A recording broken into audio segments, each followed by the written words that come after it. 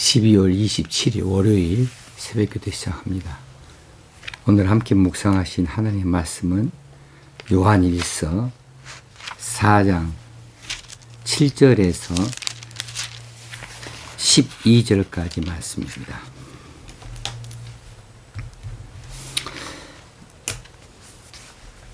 (7절입니다) 사랑하는 자들아, 우리가 서로 사랑하자.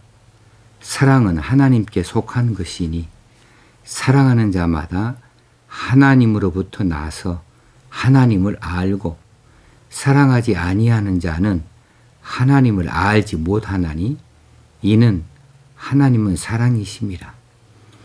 하나님의 사랑이 우리에게 이렇게 나타난 바 되었으니 하나님이 자기의 독생자를 세상에 보내심은 그로 말미암아 우리를 살리려 하심이라.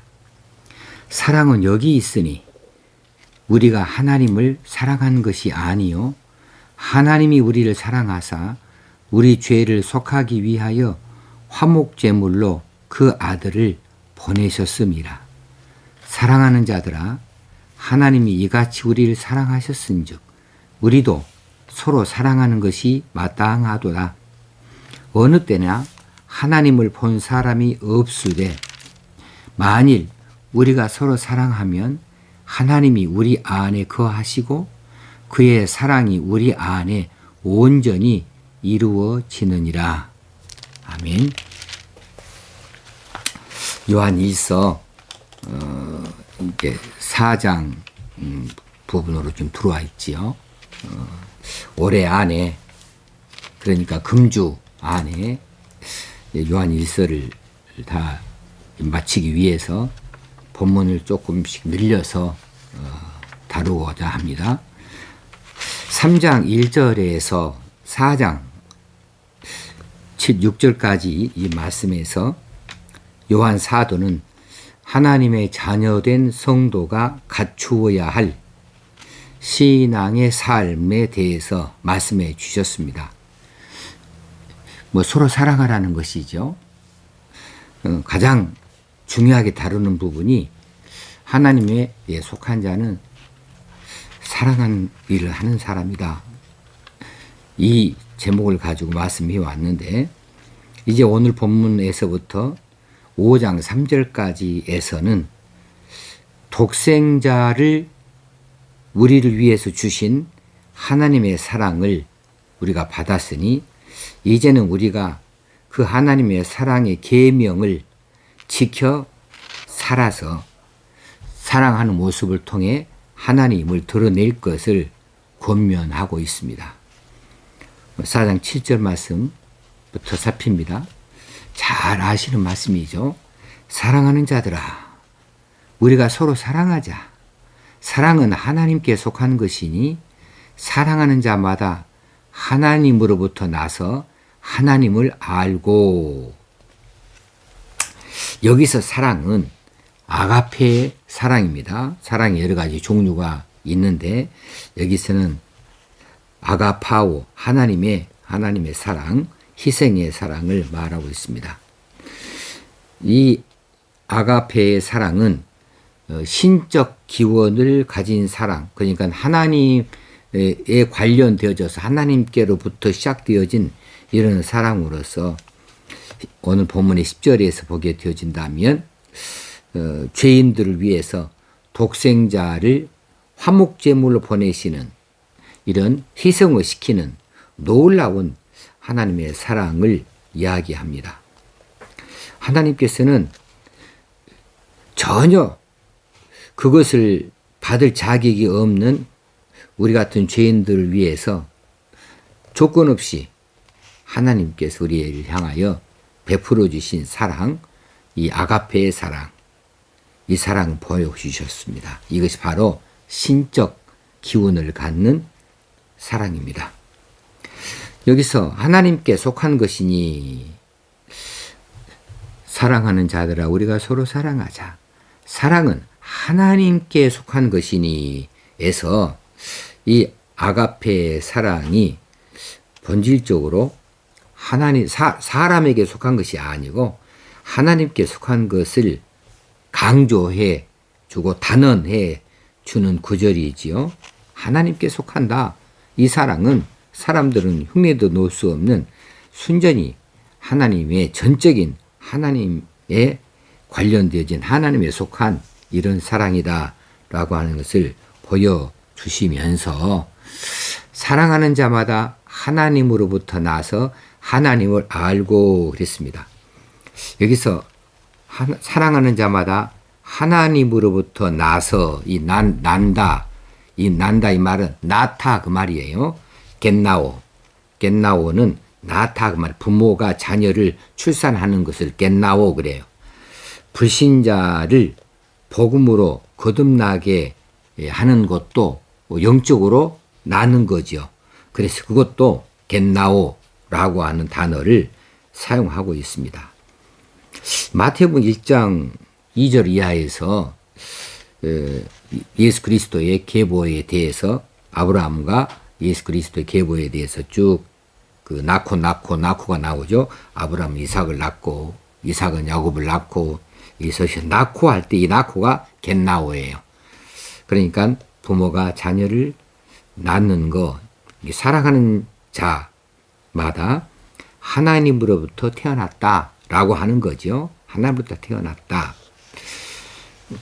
아가페의 이 사랑은 하나님으로부터 태어난 사람, 하나님의 내면에서 나온 사람, 하나님으로부터 기원되어진 그런 사랑이니까 인간의 사랑과는 근본이 다른 사랑이고 그렇게 사랑하는 자마다 하나님으로부터 태어났다라고 하는 사실입니다.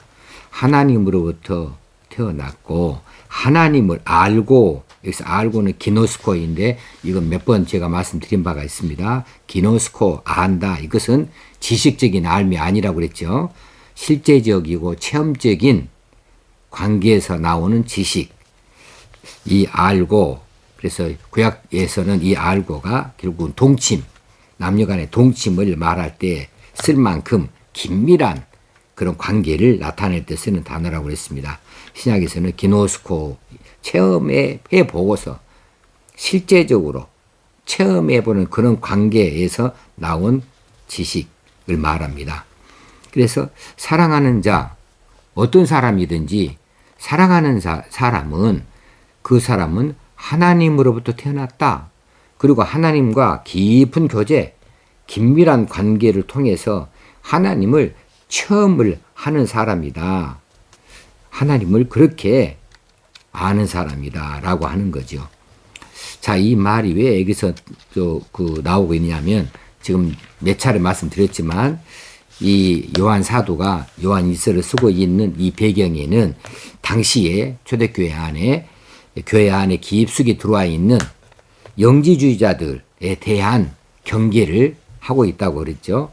영지주의자들은 이렇게 하지 않았거든요. 그들은 하나님께로부터 신비한 체험을 했다고 그들은 비밀스럽게 뭔가를 경험했다고 그러면서 하나님을 안다고 그들은 자기들을 별도로 구별하여서 그렇게 생각했던 사람도 있었어요. 그것을 염두에 둔 설명이라고 보면 되겠습니다. 자, 이 4장 8절에 사랑하지 아니하는 자는 하나님을 알지 못하나니 이는 하나님은 사랑이심이라. 자, 하나님은 사랑이시니까 사랑하는 자는 세상에서 태어난 것이 아니에요. 세상에 속한 것이 아니에요. 사랑하는 사람은 사랑의 본체이신 하나님으로부터 태어난 자입니다. 그 사람은 하나님과 깊은 교제를 하는 사람이고 하나님의 뜻을 아는 사람이고 하나님이 어떤 분인지에 대해서 체험적으로 아는 사람이라고 했어요. 사랑하지 아니하는 자는 하나님을 알지 못한다. 하나님과 교제가 없어요. 하나님을 관계가 없어요. 왜냐하면 하나님은 사랑이신데 하나님을 사랑하지 아니한다. 그러면 근본적으로 본질적으로 하나님과 관련이 없는 사람이 되어진다고 하는 것이지요. 자, 사랑은 하나님의 대표적인 속성입니다. 따라서 사랑을 하는 자마다 하나님께로부터 나온 자들, 하나님께로부터 태어난 자들일 수밖에 없는 것이고 하나님과의 긴밀한 교제를 통해서 하나님을 경험해 본 자들이라고 하는 사실이지요. 여러분은 하나님을 얼마나 경험해 보셨습니까? 하나님과 긴밀한 교제가 있습니까? 이런 기도를 통해서 하나님께 우리를 아뢰기도 합니다.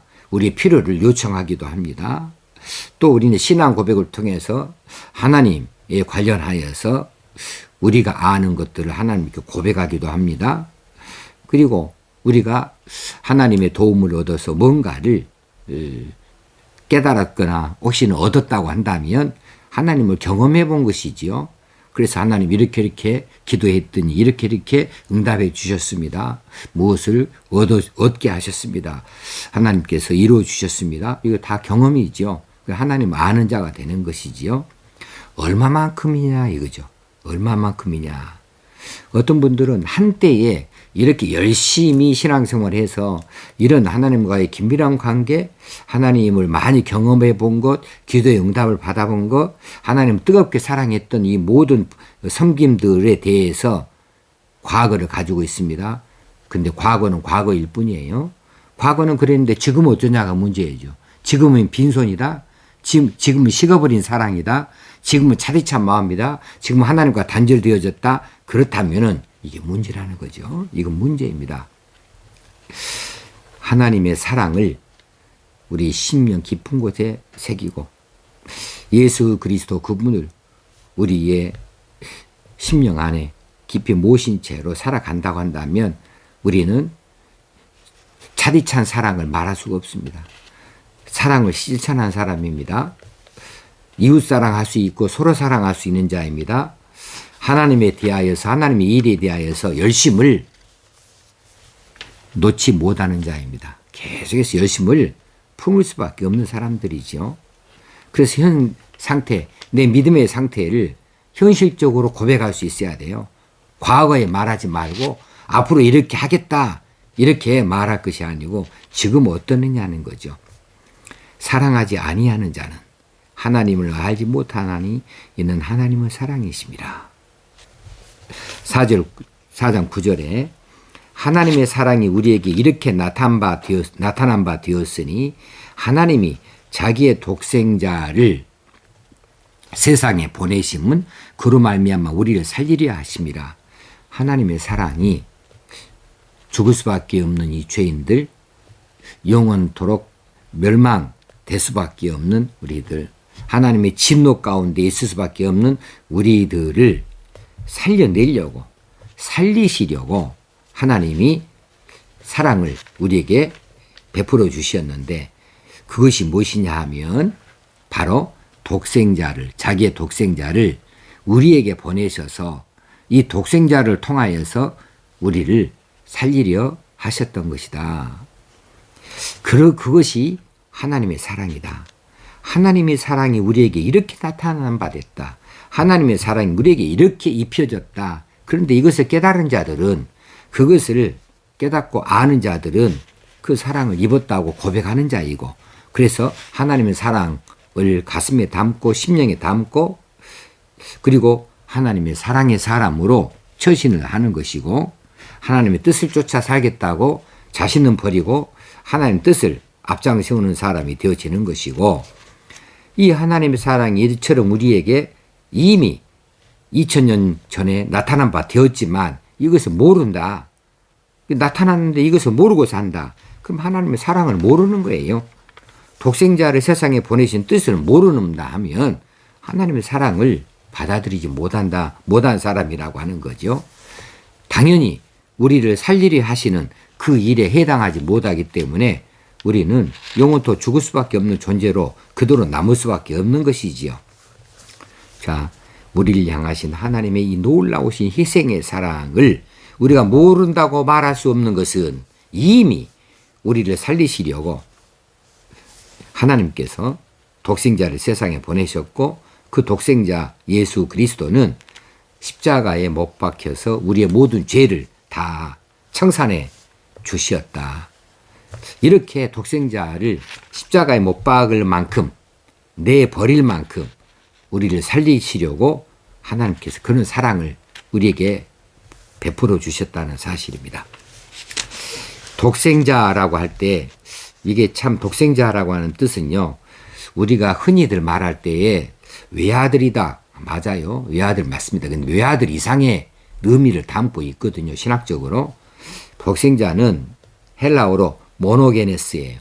모노라가란 말은 우리 영어에서도 하나를 뜻합니다. 외, 한쪽이라는 거죠. 그래서 외아들 이렇게 말을 하기도 하는데 모노는 하나를 뜻한다. 근데 또 다른 의미는 홀로 났다. 홀로 났다. 그래서 독생자는 독특하게 태어나신 분이에요. 사실은 독특하게 태어나신 분입니다. 이 독자가 그렇게 독특하다 할 때에 특별한 것을 나타내는 그런 의미는 아니지만은 그냥 단독이라는 거예요. 하나, 홀로라고 하는 이런 독이지만은 근데 태어났다. 나생자이니까 독생자이니까 그래서 독특하게 태어나신 분이라고 이렇게 우리가 그 비밀스러운 부분을 이렇게 이해할 수 있으면 좋겠어요. 자, 독생자는 신적 발생이다. 하나님께로부터 발생이 되어졌다. 또 기원이 하나님께로부터이다. 그럴 때 사용하는 이런 명칭이에요. 그러다 보니까 하나님께로부터 발생했다. 기원했다. 하나님에게서 생겨나게 되어졌다. 홀로 나게 됐다 하니까 결국은 신적 동질성을 가진 존재가 되어지는 거지요.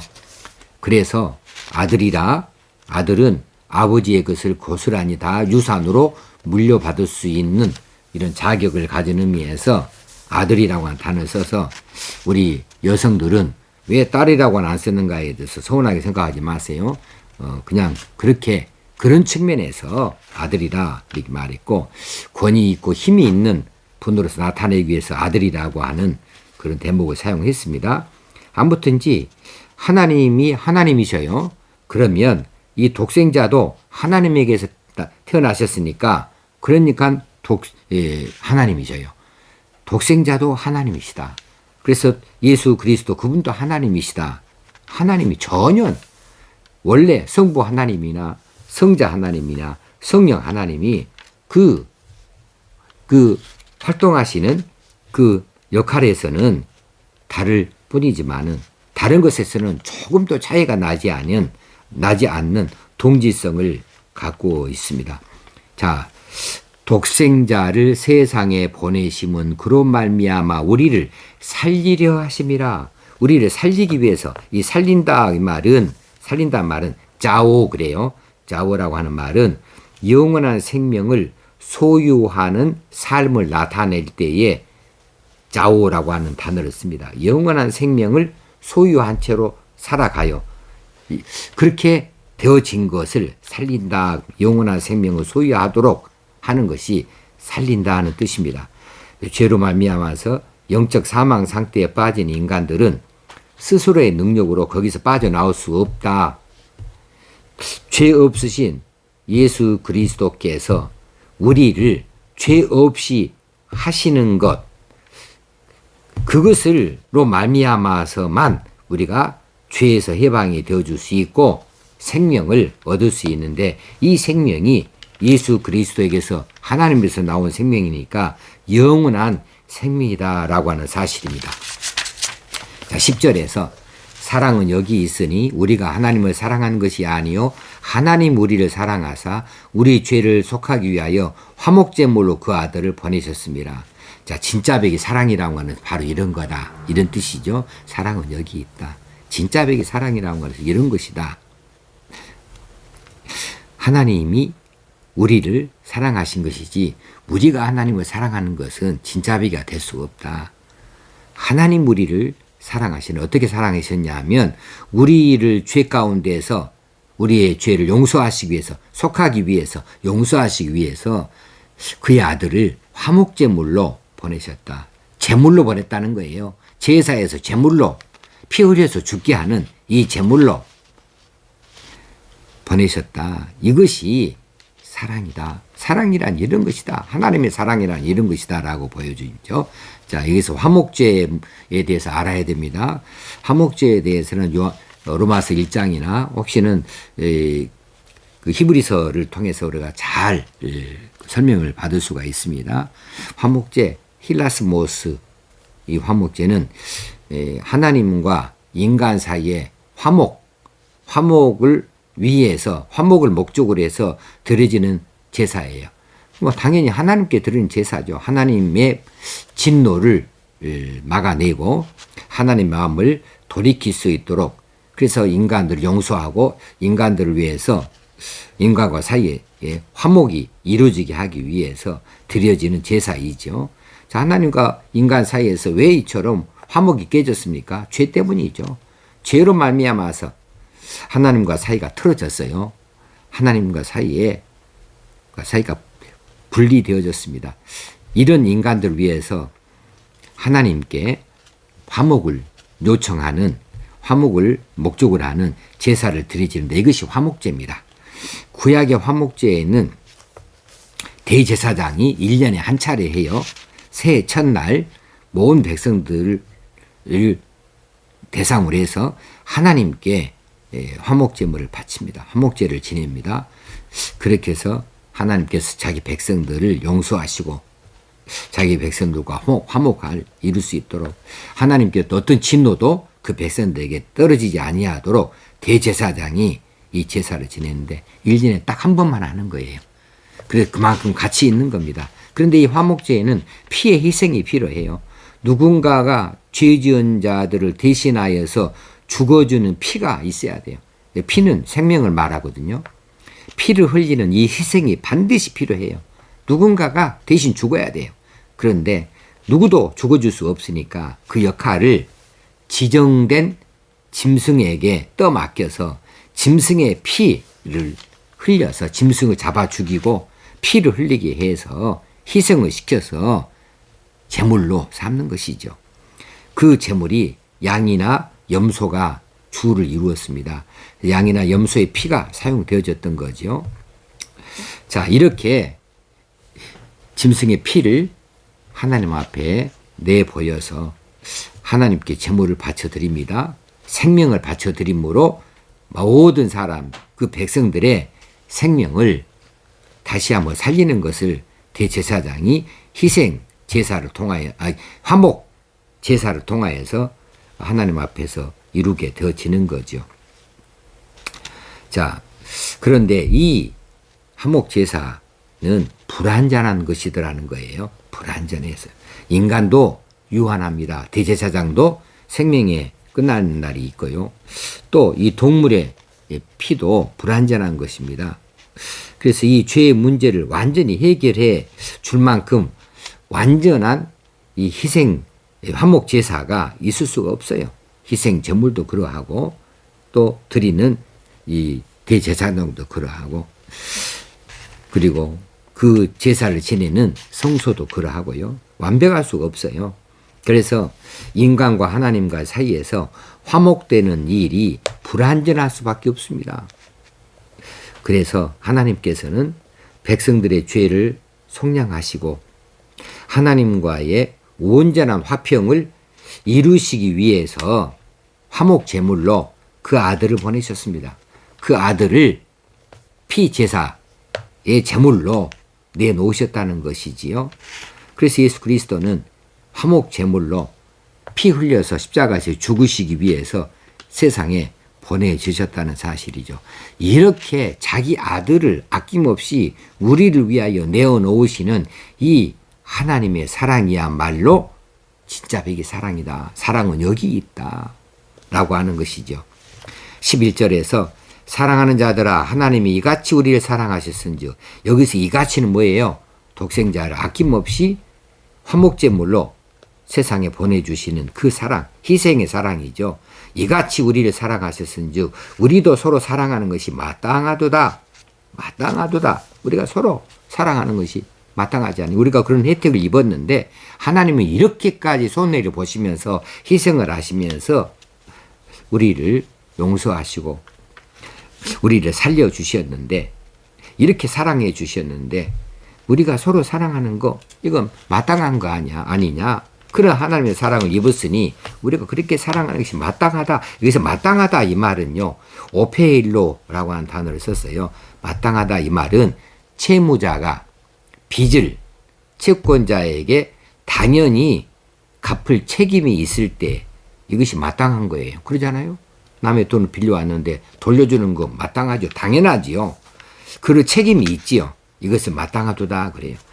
우리도 서로 사랑하는 것이 당연하다. 그럴 책임이 있다. 서로 사랑할 책임이 있다. 이런 뜻으로 마땅하도다 하게 됩니다. 12절에 어느 때나 하나님을 본 사람이 없으되 그래요. 구약이든 신약이든 하나님 본 사람 없습니다. 구약의 경우에 하나님을 보기만 해도 즉사합니다. 하나님 본 것을 어디서 봅니까? 이제 그 하나님의 그 임재 장소라고 말하는 이 법궤, 연약궤라고 말하는 이 법궤를 손만 대도 즉사예요. 그리고 그 법궤 뚜껑을 열었다? 누구든지 즉사합니다. 현장 즉사예요. 그래서 하나님 본 사람이 없어요. 만일 우리가 서로 사랑하면 하나님이 우리 안에 거하시고 그의 사랑이 우리 안에 온전히 이루어지느니라. 어느 때 하나님 본 사람이 없습니다. 이 시대에도 그렇습니다. 그런데 하나님을 증명할 방법이 있다는 거예요. 왜요? 우리가 서로 사랑하면 하나님 우리 안에 거하시기 때문에 우리 안에 거하시는 하나님을 누가 의심할 수 있겠는가? 그의 사랑이 우리 안에 온전히 이루어지느니라. 온전히 이루어진다. 우리가 서로 사랑하면 하나님의 사랑이 우리 안에 온전히 이루어진다. 여기서 온전히 이루어진다고 하는 말은 테텔레스타이, 우리가 잘 아는 단어죠. 테텔레스타이라고 하는 단어이고 오늘 본문에서는 텔레이오오라고 하는 단어로 사용되어졌습니다. 텔레이오오가 바로 테텔레스타이하고 동일한 거예요. 온전히. 이것이 예수님께서 십자가상에서 마지막으로 말씀하신 다 이루었다 할 때 이 다 이루었다가 바로 텔레이오오예요. 텔레이오오. 그리고 테텔레스타이예요. 그렇게 그의 사랑이 우리 안에서 다 이루어지는 겁니다. 남김없이 이루어지는 겁니다.